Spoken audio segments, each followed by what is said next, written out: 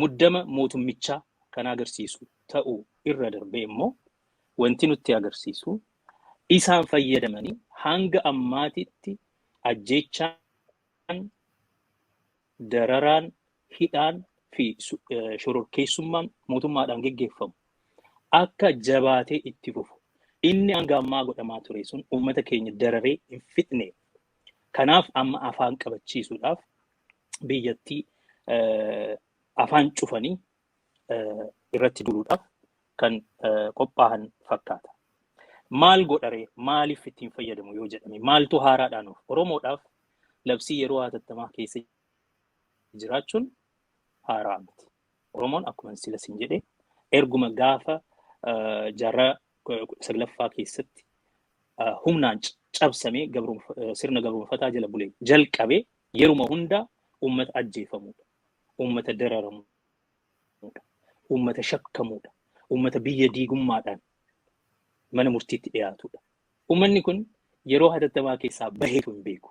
Ajjeechaan, duuti, waraanni, hidhaan yoo sitti jabaate kanumatu ta'uuf deema. Gaafa labsiin yeroo hatattamaatis uumame jireenya nagaa hin qabdu jechuudha. Biyyi keenya jireenya nagaa sirna sana keessatti jiraattee hin beektu. Gaafa nagaan jiraates it is an imperial peace. Maal jechuudha? Nagaa humnaan uumame jechuudha. Nagaa humnaan uumame. Nagaan humnaan uumame immoo mootummaadhaan shororkeessummaan uummata irratti godhame uummanni gaaga'ameeti. Okay? Cal jedhee jira jechuudha. Humnaan tikfamaa jira jechuudha.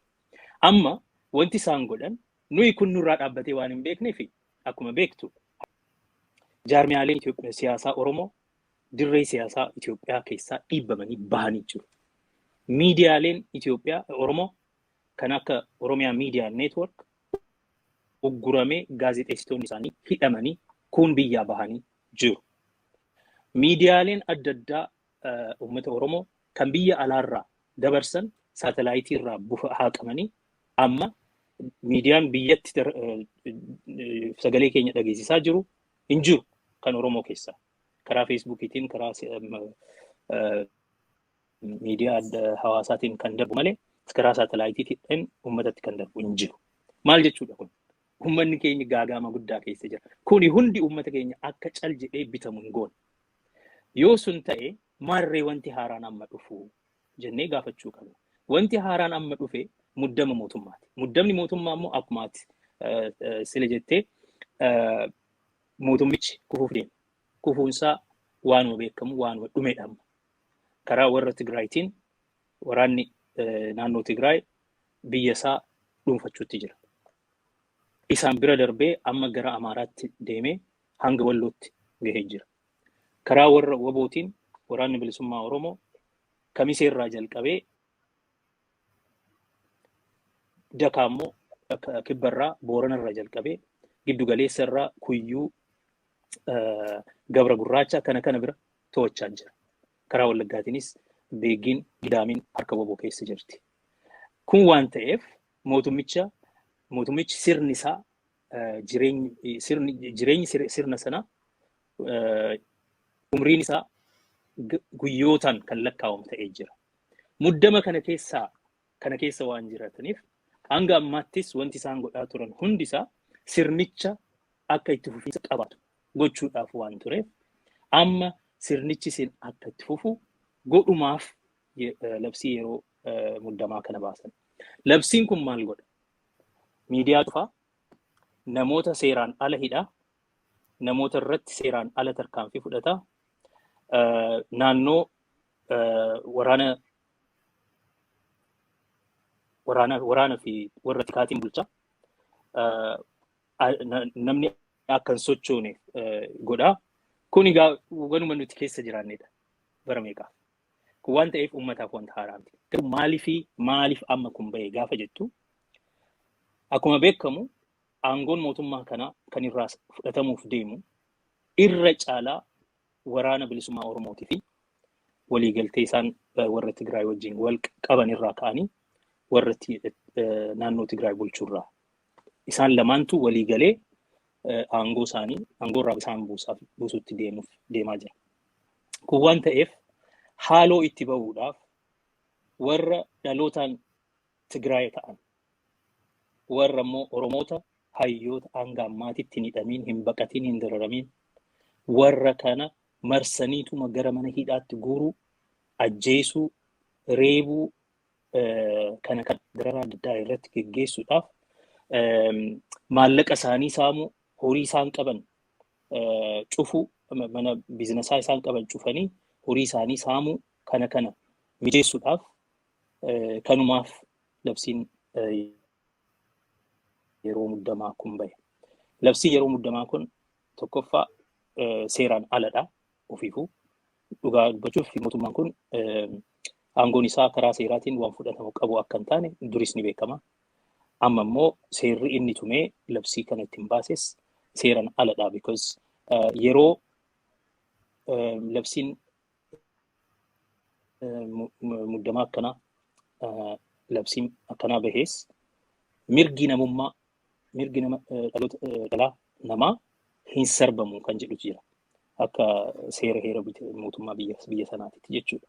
Amma garuu sun hundi cabfameet isa hunda dagatanitti seera akkanaa baasanii seerri kun wanti fiduu ammas hanga ammaatitti kan ta'e caalaa uummata Oromoo warra qabeenya qabu warra miidiyaa qabu warra gama miidiyaa marsaa hawaasaa irratti immoo waan tokko dudubbatu warra maallaqaan uummata isaa warra rakkate warra qabsoorras jiru kana gargaaru hunda isaanii walitti qabanii maallaqa isaanii saamanii Oromiyaa akka qabsoo waldhaansoodhaaf hin mijoofne godhuudhaan warra qabsaa'u keessattuu waraana bilisummaa Oromoo achuma keessatti akka dhuman kan jedhudha.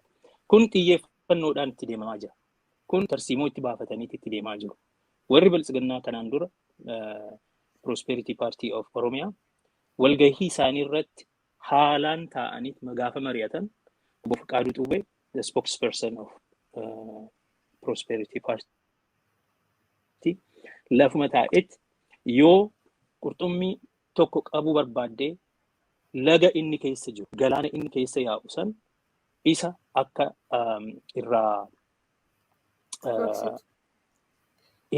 isa gogsuudhaaf isa akkasitti fudhannee deemuu qabna.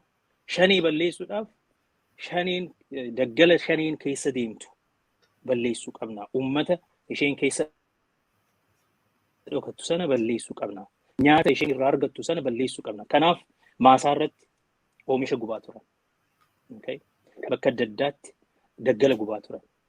Uummata nagaa deemanii dararaan mana irratti gubanii uummata nagaa ijoollee wajjin maatii wajjin mana irratti gubaa turan Gujii keessatti. Kun anaa miti kan jedhu Human Rights Watch, Amnesty International kana gabaasanii jiran sirriitti. Kun waan ta'eef waan haaraa miti. Garuu ammas waanuma akkasii kana warra ammas hafee warra waboo deeggara yookiin immoo hidhamtoota siyaasaa mana hidhaa jiran kana deeggara. Because yeroo adda addaatti irreecha irrattis yeroo adda addaatti uummanni gaafa wal gahu maqaadhuma isaaniidha. Akkanaa waan jedhuuf warruma san ammas qalbiin isaanii wajjin waan hin jirreef warri kun onnatee waboo deeggaruuf yoo deeme akka waboon isaanii hin fudhanne gochuudhaaf uummata kana dararreetti silence goonaa shororkeessineetti mataa gaccabsinee akkasitti jiraachisna jedhaniitti kana baasanii kuni waan fayyadu hin qabu. Kanaan ala immoo isaaniifuu hin ta'u yoo ilaalte amma karfiyuutu jira socho'uun hin danda'amu maal jedhaa barreessuun kunis hin danda'amu jedhanii garuu ammoo duula waraanaa waamanii jiru. Uummanni hundi warra taaddaraa miti uummanni hundi akka walitti qabamee waanuma qabuun warra mormitu keessattuu warra waboo fi warra TDF akka lolu waamicha godhanii jiru. Akkam godhee sochaaree manni sun akkam godhee kanaaf isaaninuu ofuma isaaniitiifuu waan isaan hojjechiisuu danda'u miti garuu egaa muddama isaaniitti agarsiisaa muddama isaaniirraa ka'anii kana godhaniiti jiruun jedha. Garaa biraatiin muddamni isaanii karaa waraanaatiin qofa waan dhufe miti. Waboon biyya irraa fudhachaa jira, Oromiyaa irraa fudhachaa jira. Warri TDF akkuma jedhee Tigraay dhuunfatee jira. Gara Amaaraatti cahaa jira, gara Finfinneettis ni duulla jechaa jiru. karaa biraatiin warri Beenishaangul Gumuz magaalota adda addaa Beenishaangul Gumuz naannoo Beenishaangul Gumuz keessa jiran isaanis harkatti fudhachaa jiru. Gaambeellattis lola jira isaanis magaalota adda addaa magaalota baadiyyaa fudhachaa jiru. Namoonni adda addaa naannoo adda addaa keessatti akkanumatti qabsoorra jiru. Warri Sidaamaa waliigaltee waboo wajjin qabu waliin waraanatti duulla jedhanii jiru. Waliigalteen sun immoo amma ol guddatee inumaayyuu gara biyyaatitti akka biyyoolessaatitti waliigaltee gara jaarmiyaa 9tu walitti dhufee kaleessa waliif mallatteessaa ture. Ammasitti fufaa. Kanaaf inni muddamni karanarraa kan dhufu jira. Kanaan alammoo addunyaanu isaan muddamatti fidaa jira. Addunyaan maal jedha? Waraana kana dhaabu. Hatattamaan dhaabu. Warra loltu wajjin mari'adhu. Yoo warra mana hidhaa jiru hiiki. Warra rakkatee beelli dararaa guddaa itti fidaa jiru, beelli fixaa jiru. Kanaafis akka gargaarsi namoomaa dhaqqabuuf godhi kan jedhu yeroo meeqa mootummoonni gamtoomaniitis United Nations walitti dhufanii waan kana irratti mari'achaa turan. Amma garuu Ameerikaanis dhiibbaa irratti gaggeessaa jirti. Qoqqobbiin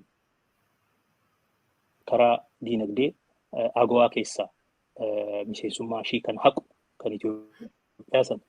Kunis dabalamee jira karaa Ameerikaatiin. Akkuma atis jettee Keeniyaan karra ishii cufchee jirti.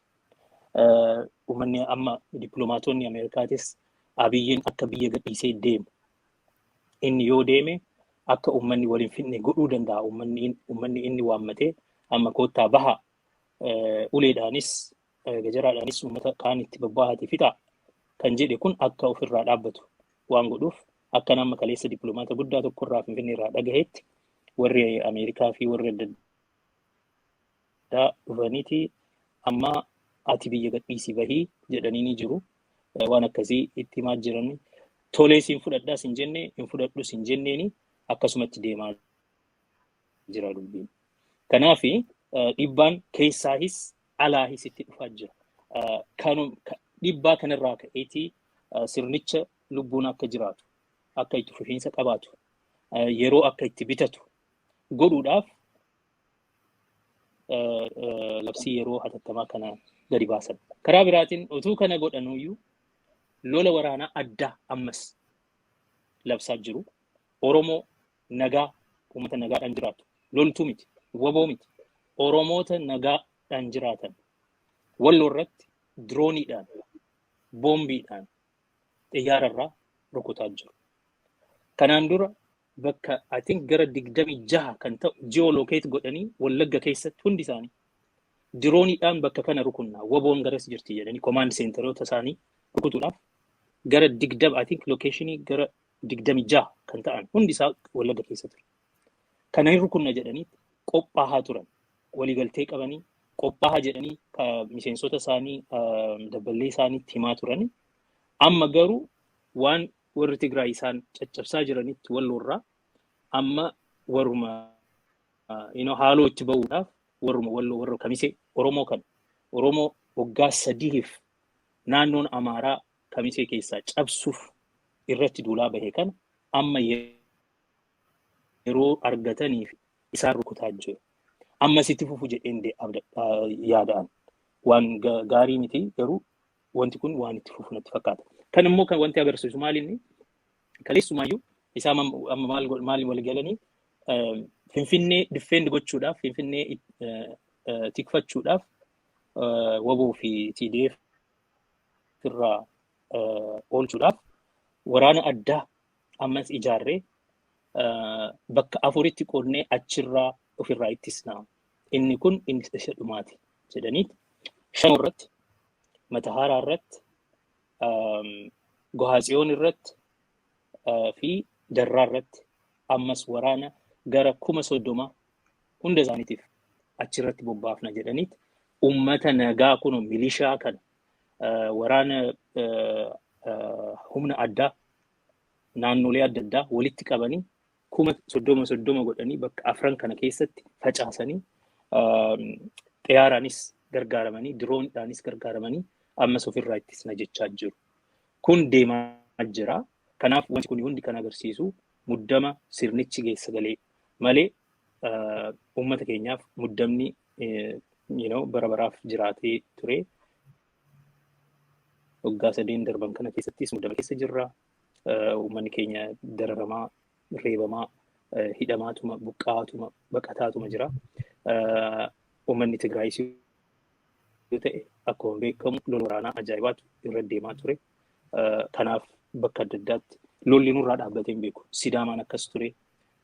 Naannoo isaan ofiif bulchaa, naannoo ofii kiyyaa qabaachuu qaba waan jedheef guyyaa tokko keessatti nama gara 167 irraa du'e, irraa fixamanii. Walaayittaanis akkasuma ture.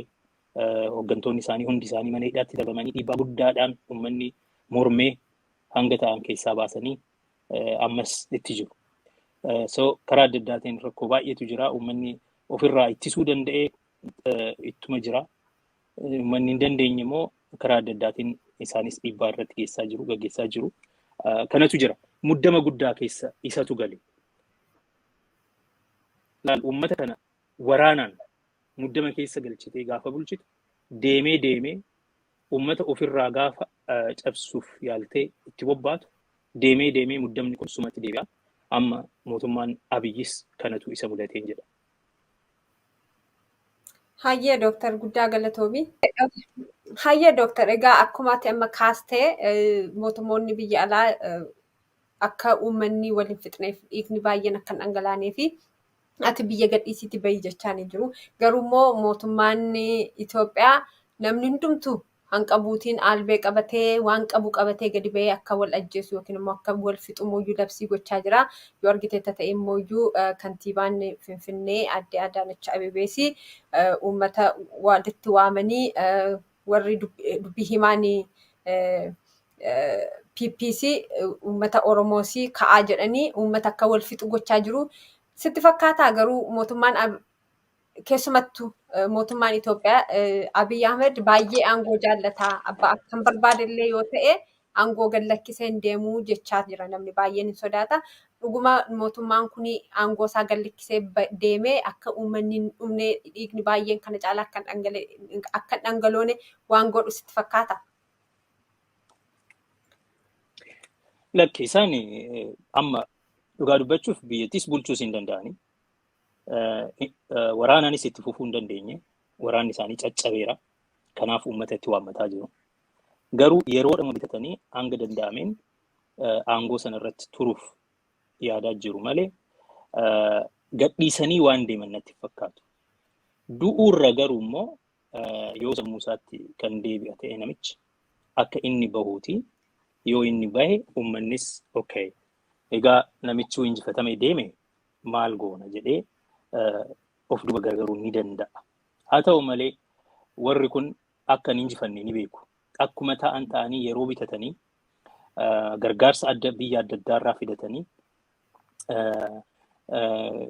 carraa dogoggorri tokko karaa warra WBOtiin karaa warra TDFtiin uumamuu danda'u irratti fayyadamanii isa jedhe innis iddil tataqaman jedhe.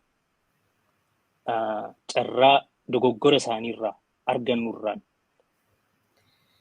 isa fudhannee ittiin fayyadamnee injifachuu dandeenya kan jedhu malee aangoo gallakkisuuf waan deeman natti fakkaatu. Garuu yoo deemee akka inni yakkaan hin barbaadamne yoo waadaa seenaniif yoo deemee immoo hanga danda'uun warra isa morman hunda hanga danda'amuun fixee haaloo itti ba'ee biyyattiinis akka hin tasgabboofne uummata waliin akka walitti bu'an godhee akka xiiqii walirra qabatan godhee waraana fi wal dhabiinsa itti fufinsa qabu kan qorre kan akkasii uumee deemuu barbaada.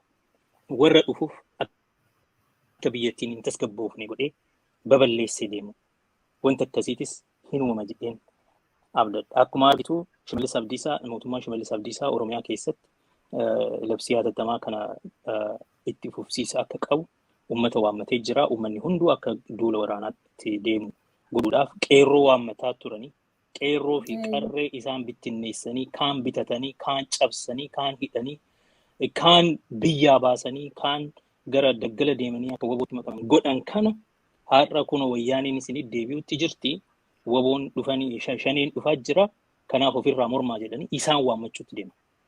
Kuni hundi wanti agarsiisu I think akka hin injifanne waan beekan natti fakkaata. Uummanni kun har'a bakka isaan akkanatti laaffatan dhiisiti bakka isaan jabaa turanis isaan wajjin akka hin jirre ni beeku. Garuu yoo yeroo argatan kun laal warra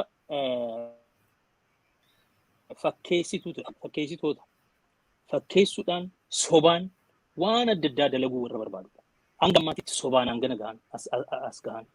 Ammas waanuma takka takka asiifachiin tuttuqanii akka sirreessan fakkeessanii yeroo itti argatan yeroo argannaan immoo bakka adda addaarraa liqiidhaanis kadhaadhaanis waan argatan meeshaa waraanaa waan argatan fudhatanii kunoo nuyi jabaadha ammas jirra jedhanii itti fufuu barbaadu. Warra addunyaatiif keessattuu warra western powers kan jedhamanitti biyya keenya keessatti harka keessan galchuun qabdan nurraa dhaabbadhaa jechuudhaan nuyi kunoo jabaadha hin injifatamne ammas bulchuutti jirra kan jedhu fakkeessuu barbaadu. Fakkeessanii yeroo bitatanii waan kanatti umrii isaanii dheeressuuf malee akka hin injifannes akka uummata durattis fudhataman argannes akka uummanni magaalaa keessaa amma waamamee deemaa albeedhaanis uleedhaanis waan qabdan hin qabattanii itti bobba'aa kan jedhanii kun kanaan fayyadamanis akka injifannoo hin argannes ni beeku. Garuu akkuma ta'an ta'anii hanga ta'e uummata fixuu barbaadan fixanii maallaqa saamuu barbaadan saamanii akkuma ta'an yeroo immoo kaafa argatan ofirraa deebisanii yoo dhaban rakkoon kun akka warri waboo fi TDF akka injifachuun dandeenye agarsiisuudhaan akka dhiibbaan isaan irratti dhufaa jiru addunyaarraa warra kaan irrattis dhufu gochuudhaaf. Kanumaaf malee dhugumaan dubbachuuf isaan amma achi waraanaan biyya san tiksuu hin danda'an.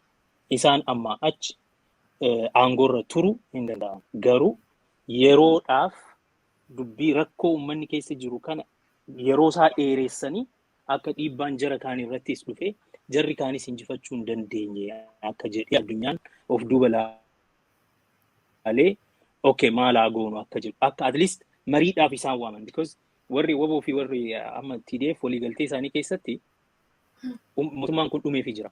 Nuyi mootummaa Abiy erga kufee booda akkamitti biyyattii tasgabbeessuu dandeenya kan jedhu irratti marii jalqabneera jechaa jiru. Warra Abiy wajjin wanti nuyi mari'annu hin jiru jechaa jiru.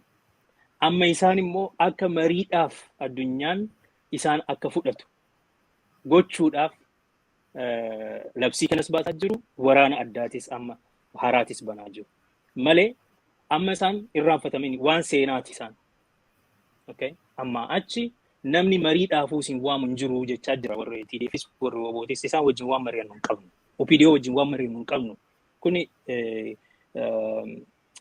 ejjennoo dhaabbataa ta'e kan wabooti. Kanaaf warra kana wajjin waan mari'annu hin qabnu. Warri Tigraay immoo waan mari'annu hin qabnu jedhan amma. Hanga ammaatitti okay yoo haal duree kana guutan hin mari'anna jechaa turanii amma garuu mari'annu jedhan. Jechuun gaa amma mariin jiru okay erga mootummaan kun kufee booda akkamitti biyyattii tasgabbeessinee uummata nagaa buufnee akkamitti itti fufna. Biyyattiin osoo hin kufiin akkamitti itti fufsiisna kan jedhu Ameerikaan mari'achaa jirti. Addunyaan guutuun waan kana irratti mari'achaa waan jiruuf wanti Abiyyi kun waan dhumee miti jechuudhaaf waan kana godhaa jiru amma. Hin dhumne jirra. Kunoo jabaa akkuma jabaannetti jirra. Ofirraa rukutaa jirra. Ofirraa ittisaa jirra. Warri kun shororkeessitoota jedhanii of agarsiisuudhaaf marii keessa galuudhaaf akka uummanni isaan argu gochuudhaaf tattaafachaa jiru malee waa tokko iyyuu jijjiirama waan fiduu natti fakkaatu. Isaan garuu nagaadhaan warra deemaniiti. Hayya Dooktar, egaa isa duratti kaastee irratti ni gara duubaatti xinnoo ishee si deebisa. Gaafa Noovembar 5, 2021 Washington DC'tti warri federaalistootaa 9 ta'anii waliigaltee mallatteessanii jiru. Egaa waliigaltee kana yeroo mallatteessanii waa'ee federeeshinii fi waa'ee konfedereeshinii kaasanii jiru. Haala amma jirutti gara fuulduraatti biyyi kun biyyi Itoophiyaa otoo federeeshiniitiin moo konfedereeshiniitiin bulte wayyaa kaniin kanasii kaasee fi statementii isaanii marsarii hawaasaa irratti barreessanii gaafa 4 pointiin ani keessaatii barbaadu tokko sii kaaseeni sitti dabarsa.